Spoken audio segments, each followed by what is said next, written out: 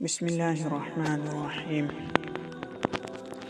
آپ صلی اللہ علیہ وسلم کی قتل کا ارادہ اور آپ کا کلا معجزہ۔ ایک مرتبہ آن حضرت صلی اللہ علیہ وسلم کعبہ شریف کے پاس نماز پڑھ رہے تھے۔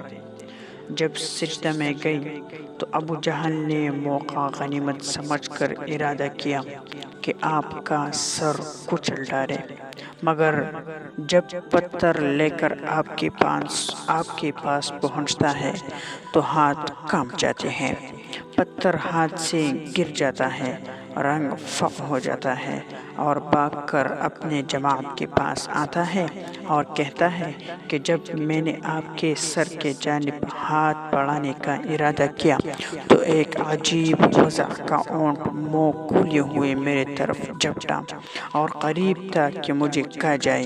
میں نے ایسا اونٹ آج تک نہیں دیکھا۔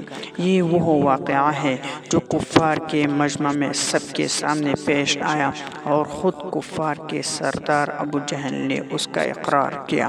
ابو جہل، عقبہ بن ابی معیط، ابو لہب، عاص بن وائل، اسود بن عبد یغوث، اسود بن عبد المطلب، ولید بن مغیرہ، نضر بن حارث، یہ لوگ ہر وقت آن حضرت صلی اللہ علیہ وسلم کے در پہ آزار رہتے تھے۔